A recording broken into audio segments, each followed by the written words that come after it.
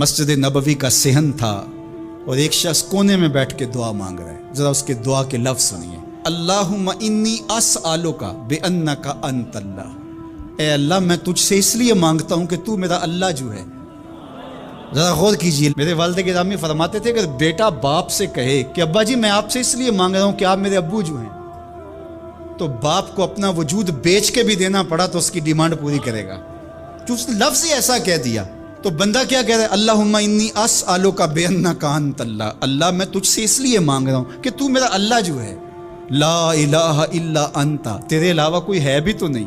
انت الاحد الصمد الذی لم یلد ولم یولد. تو ایک ہی ہے، واحد ہے، اور کوئی ہے ہی نہیں جس در پہ جاؤں. کوئی چوکھٹ نہیں ہے جہاں دامن پساروں کر رہا ہوں. یہ وہ دعا کر رہا تھا کہ میرے حضور نے سن لی. تو ایک صحابی کو فرمایا کہ یہ جو دعا کر رہا ہے اب جو مانگے گا اللہ عطا کرے گا.